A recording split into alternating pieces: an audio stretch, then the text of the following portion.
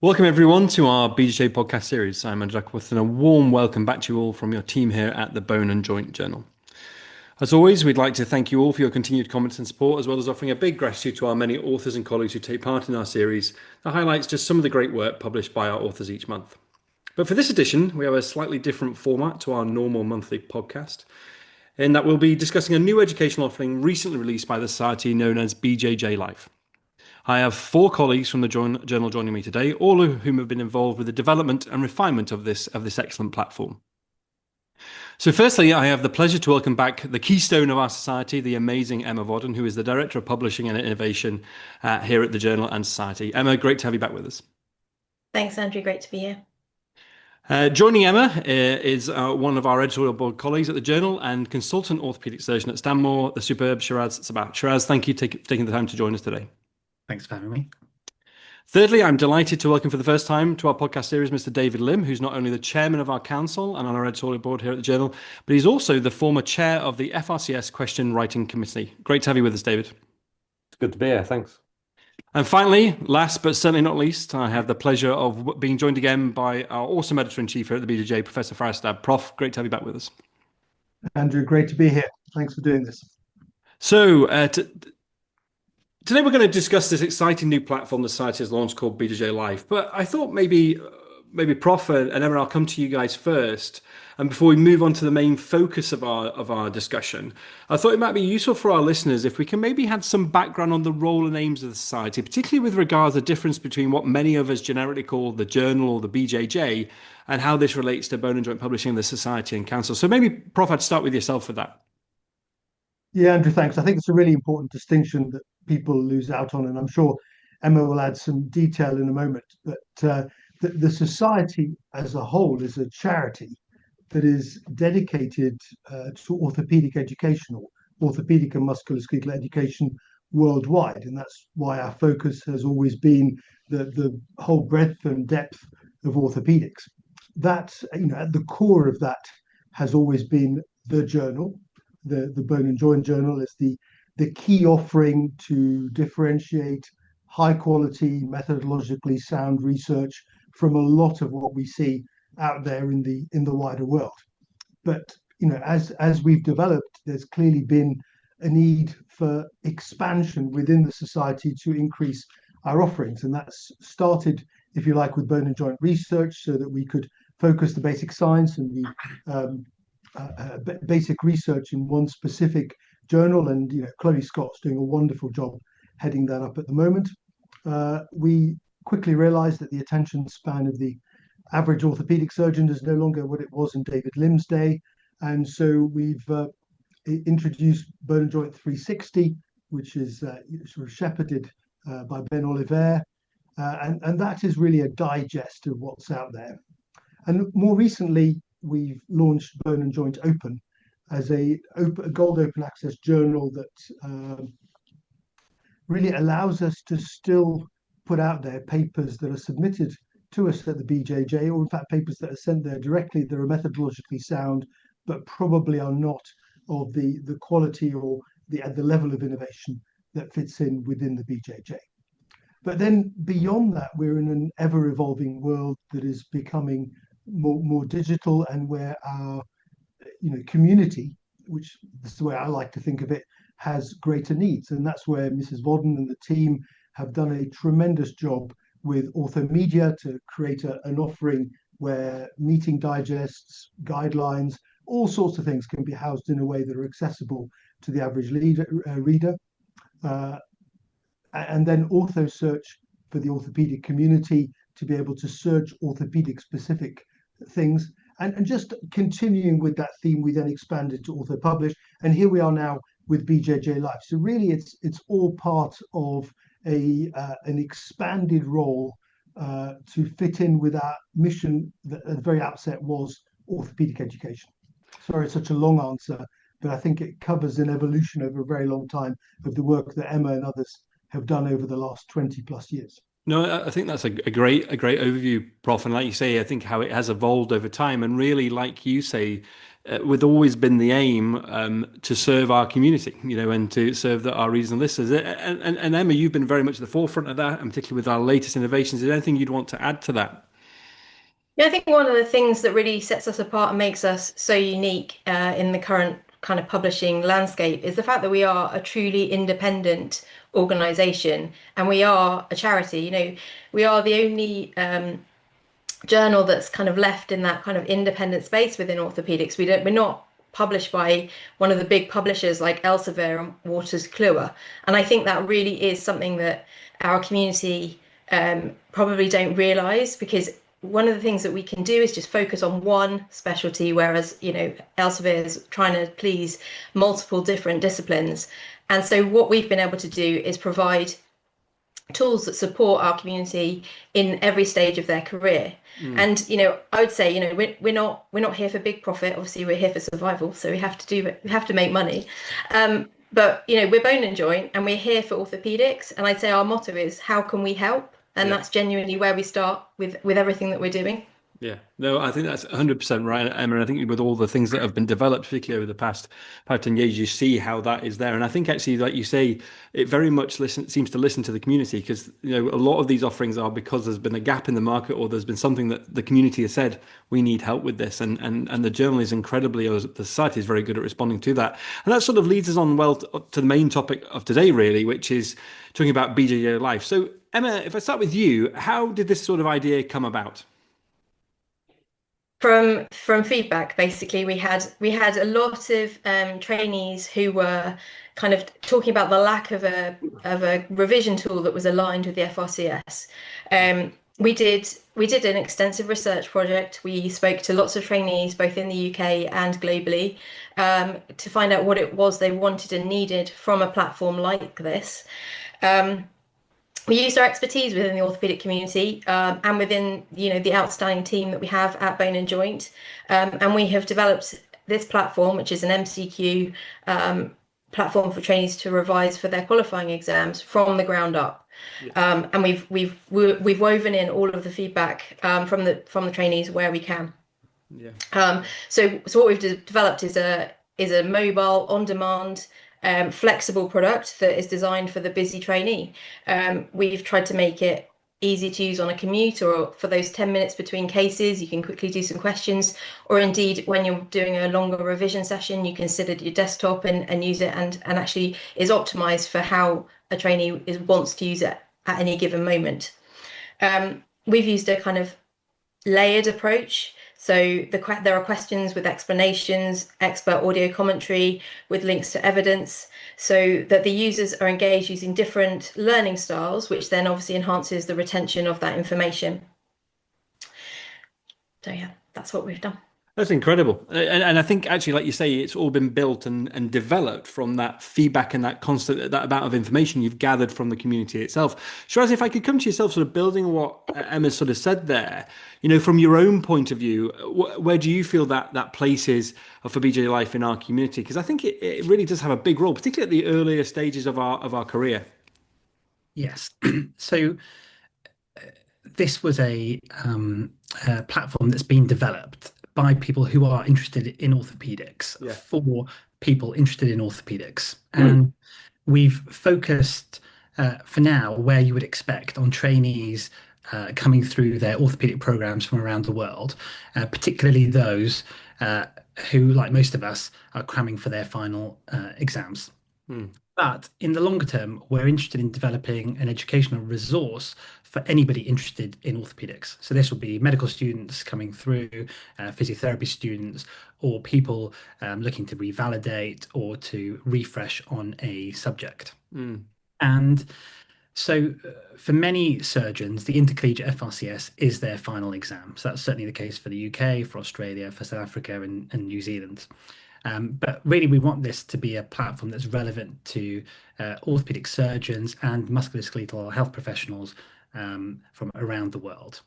And until now, there hasn't been a high quality peer-reviewed question bank that is necessarily relevant to worldwide orthopedic practice. So from my own experience, I have used question banks from other suppliers, and that often meant going through a dozen or 2 dozen questions on little leaguer's elbow, despite this not being something that I've ever seen in my practice or expect to see in my practice. Absolutely. So the other thing to say is that a lot of the other question banks out there ask you sort of simple recall type questions. You either know the answer or you don't. They're not really designed to test higher order thinking. Yeah. A lot of the questions that are on these other platforms are older questions where practice may have moved on. It's not necessarily reflective of contemporary orthopedics. And so we wanted to develop a platform that was modern, that fit in with the intercollegiate FRCS, but had the potential to cover other orthopedic curricula from around the world.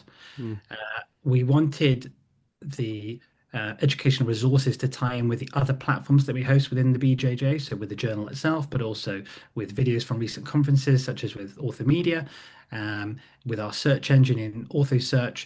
We wanted a very convenient educational platform that people wanted to use, enjoyed using, can use in those sort of brief minutes between cases or when commuting to work, that they can be interested in and will help them prepare for their exams. But beyond that, helps them for the rest of their careers. Yeah, no, I think that's a really nice. It's right. Nice thing, like you say, is I think, like you said, there is obviously a target, in terms of a key target in terms of the FRC exam, but it is actually there's a lot of information there, and anybody who's interested in just learning, it really is. It can appeal for like all the way through that your training and interest, and like you say, for allied healthcare professionals as well. I think there's a lot that you can learn from the platform. And David, if I could maybe come to yourself, building on what Shiraz has just said, and obviously from your extensive expertise in developing FRC questions, what makes a good question? Like Shiraz has pointed to, FRCS questions have a unique form to them, don't they? It's not just about the regurgitation or memory from what you've revised. Absolutely. The exam is designed to see that you're safe to practice in the generality of orthopedics and trauma. It's not just a test of knowledge, it's a test that you can use that knowledge and apply it to clinical situations. So we don't look at level 1 questions, the factual regurgitation questions. Yeah. So what makes a good question? Various aspects to it. It has to be relevant and important to practice. So it has to relate to things that are common, where mistakes are commonly made and have consequences. But it also relates to rare things that you mustn't miss, that you must pick up, you must be able to investigate, manage, and hand on properly. So there's an aspect to it about the curriculum and what you set it to. And I would add that many of the ones from around the world, many orthopedic training programs around the world don't actually have a curriculum. They just learn what they need to know in orthopedics without a structure to build it on. So we need to set it to a curriculum, but also coming back to the knowledge that's tested. These are multiple choice questions, but they're a specific sort called single best answer questions. And what that means is that, and it can be quite confusing when you meet them for the first time, and God forbid if the first time you meet them is in the genuine exam, because in a single best answer question, you have to look at the information that's presented. And you look at the choices, and all of those choices can be correct. In a really well-written question, all of the answers you're presented with could be correct, but you're looking for the one that is the best answer based on the information that you're provided with. And that information may be information that you need to work with to derive the best answer, or it may actually be incomplete. So it relies on you having some of that knowledge that we're not testing in your memory banks to be able to supply it to use with the information in the question to work out the answer. So the good FRCS question really is an educationally good question that relies on you working with knowledge, not just regurgitating knowledge. And that's where some of the other aspects that we touched on already with BJJ Life can really come to the fore, because unlike the exam, which is summative, you just sit it, you get your result, in BJJ Life, you can then have feedback. You can look at the information behind it, and it will link into the other aspects, the other electronic products upon which it is built. Yeah, no, I totally agree, David. And like you say, I think that's a common thing you sort of hear, and I'm sure I was the same at the beginning of when you start to do these questions, you think actually, well, three of that five could be right, but it's you've got to adapt it and as you say, apply your knowledge. I think is really important. And Shiraz, if I could come back to yourself, with that sort of in mind, how did you guys go about developing these questions so that they were, like David has described, reflective of that FRCS type style? The first thing we looked at was the breadth of questions that would be needed to cover the curriculum. And so we're quite fortunate in the UK that the trauma and orthopedic curriculum has been quite nicely mapped out. And so the first exercise we did was to map out the orthopedic curriculum against a taxonomy that we developed within BJJ to support platforms like OrthoSearch. And these two projects tied in very nicely. We then recruited surgeons and trainees from the UK, but also across the world to identify the topics that were really relevant for the exam. We then recruited question writers and trained them to write FRCS style questions. So this involved teaching sessions from people like David Limb to explain what was necessary to develop an FRCS type question. And then each question was peer reviewed, usually by an expert in the field, and revised until we were happy with it. And we tried to mirror the same set of standards that you expect from the journal. So if you send a manuscript in, you expect to receive it back with corrections after peer review. And the same was true for each question and each explanation that was sent into BJJ Life. So as we've said above, nearly all the questions in the bank now are designed to test higher order thinking and current relevant orthopedic knowledge rather than simple recall. Yeah, absolutely right. And in terms of, you've alluded to already, I mean, it's amazing the amount of work, like you've described, just going even into a single question there. But, apart from the sort of questions that are on there, what are the other sort of unique features of the platform that you'd like our listeners to really know about? So, as we've said earlier, that the question bank is the first part of this educational delivery from BJJ Life. Already, we have things like expert insights. So we know it's pretty dreary going through question after question in preparation for an exam. So we're trying to make learning interesting. We're trying to impart facts and ideas that students and trainees can take through for the rest of their careers. Where relevant, we've got an expert to provide their insight into a question to indicate which answers are correct and why others are not correct. This will mean you'll hear Professor Haddad talking about robotic knees, Matt Costa explaining about clinical trials, Dan Perry updating you on the latest practices in children's orthopedics. So there are these little Easter eggs or Christmas crackers after each question. To try to maintain your interest and kind of keep you going from one question to the next. Yeah, absolutely. And David, if I sort of come back to you with that, for your experience of the platform now, and I think we should probably say as well, I'm sure Emma might mention it, is that it is continuously evolving, isn't it? And there is continuous feedback that we get from the people using it. Do you feel that, you've obviously looked at a lot of questions in your time, David. Do you feel this is one of the most, if not the most reflective of that type of question that is on there?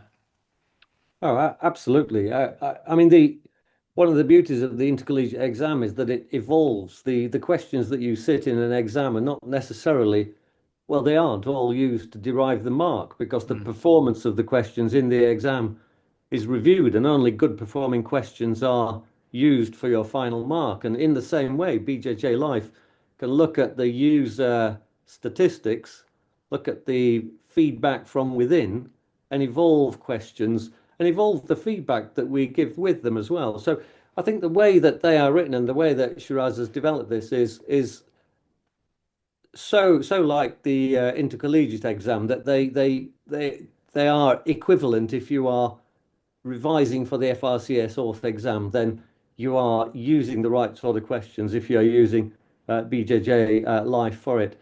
And I think it also reflects practice in the UK and Europe better than some of the offerings that are available that are based on healthcare systems where you might need to be a practice manager as well as an orthopedic surgeon. So the questions you get are about the practice of trauma and orthopedic surgery. And so I would add that with my European experience, the EBOT exam is evolved from the intercollegiate exam, and I think it is a perfect platform for for not just the UK, not just Europe, but most of the world.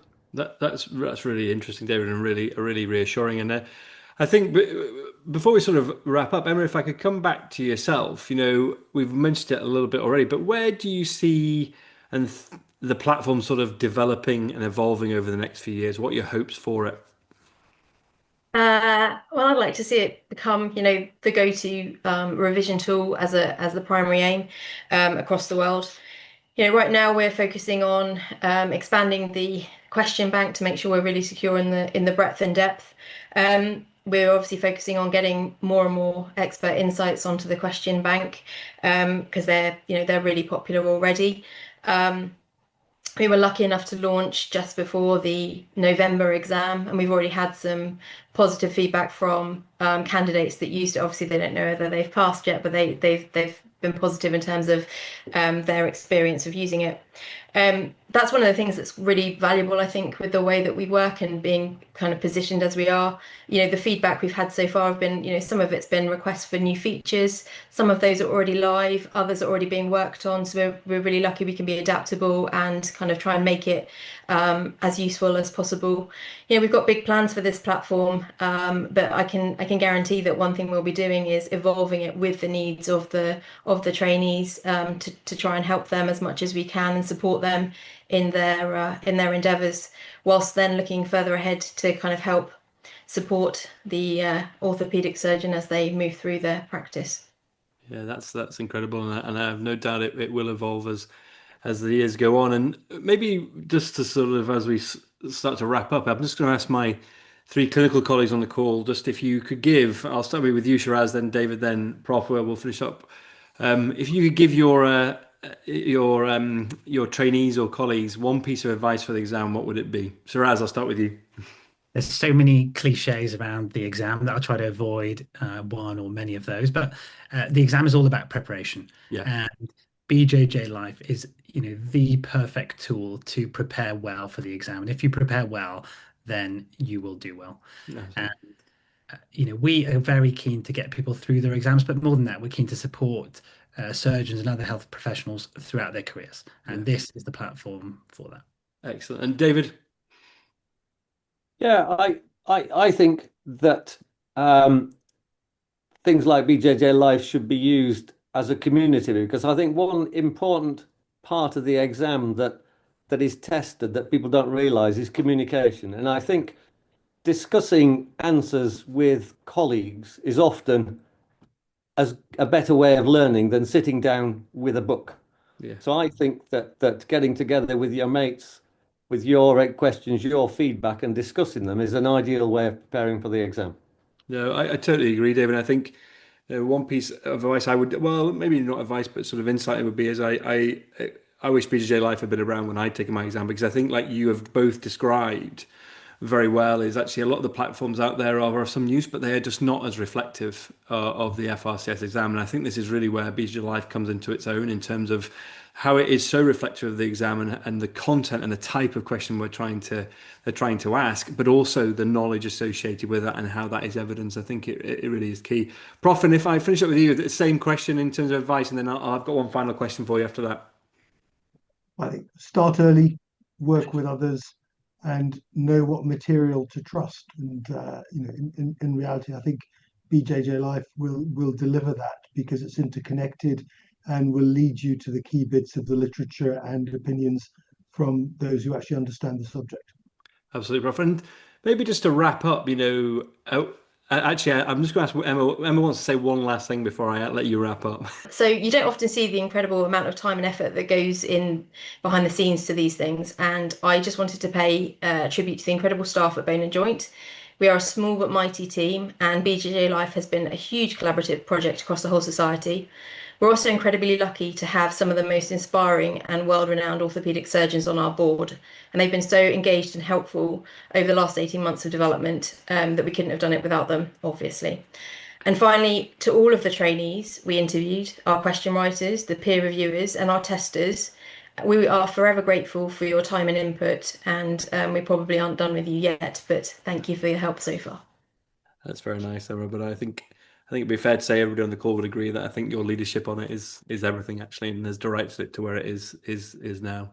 Prof, if I could just maybe finish up with yourself, we obviously talked about BJJ Life, but now just to summarize, the whole BJJ bone and joint offering now, what the platform that, as you described at the beginning, the community that is there and that we're developing, the amount of investment in time and money to develop these projects and platforms, it's really quite inspiring, isn't it? And I think really now it does offer something for everybody and for every need really in the orthopedic community.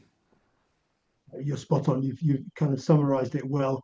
In reality, what we're trying to do is create something that serves anyone interested in orthopedics anywhere in the world, with a way of differentiating, if you like, call it truth, call it something you can trust, from this information overload that is out there. And different people will engage with different parts of the offering, be that the journals or the electronic offerings or the increasingly popular digital products.